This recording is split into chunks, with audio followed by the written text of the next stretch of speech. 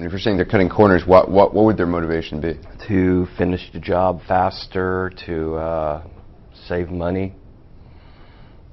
And you think that's what this is about? It was about saving time, saving money.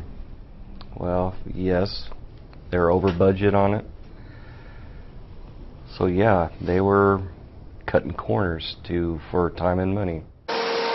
Drilling on the Deepwater Horizon was already 5 weeks behind schedule, according to the rig workers. And at a rough cost of $750,000 a day, that delay meant the project was more than $26 million over budget. The survivors say there was pressure to finish the drilling and begin actually pumping out the oil. Two of the men who survived the BP oil rig fire and collapse are trying to explain an argument they say they witnessed on the platform about 12 hours before the first explosion. It was an argument, they say, between Transocean and BP managers. The meeting was a pre-tower meeting. Basically, they go over the day's events, what's going to be taking place on the drill floor. And while he was giving it, the company man basically jumped up and says, no, we got some changes. The company man is from BP? Yes. The driller was Transocean? Driller's Transocean, yes. And company man basically said, we have some changes to that. We're going to be doing something different. I recall it was something about displacing the riser with seawater for that tower. Taking drilling mud out, yes, and replacing it with seawater. Yes. Brown and others say the argument raised concerns because replacing dense mud with seawater meant less pressure to hold the oil down. Why would they want to displace it with salt water? To make it quicker for the production well to get in once we cap the well. That was the idea. They wanted to close off the well. They were getting ready to go to the next well, and they were trying to, make it easier for the production crew to get in because it took so much time for us to drill this well and get it done. Attorney Steve Gordon represents all 5 survivors we interviewed. You're saying that BP was negligent, yes? At least. At least. That's putting it nicely. Yeah, I would say that. How would you put it?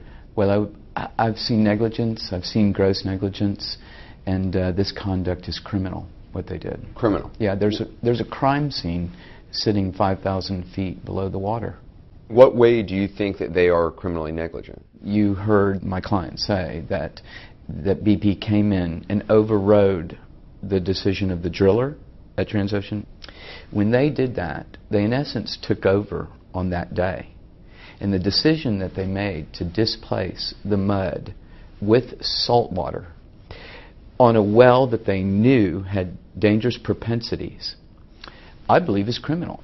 What do you think was more important to BP or to Transocean, time and money or safety? Time and money, honestly. I mean, they preach safety. It's like safety's only convenient for them when they need it.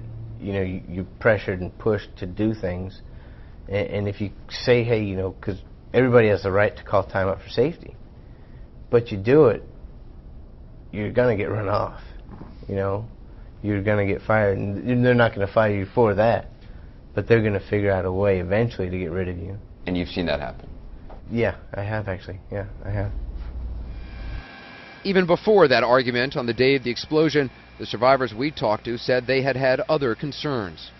There was always like an ominous feeling when we were on that well, and a lot of people were telling everybody else, on the rig, it was like chatter that, we're messing with Mother Nature right now. I mean, there's always something, either kick or we're getting stuck or we're getting large amounts of gas. And what is a kick? A kick is when we get an air bubble or a gas bubble coming up or the mud and water coming up. And that's a problem. I mean, that's... Yeah. The CEO of BP, Tony Hayward, he makes a big deal about the company's safety record and that safety is their #1 priority. Do you believe that? I believe he believes it.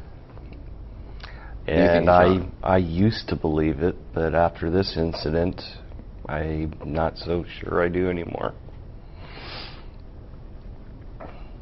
Not after what I've seen. They're not being safe. They're jeopardizing us all out there.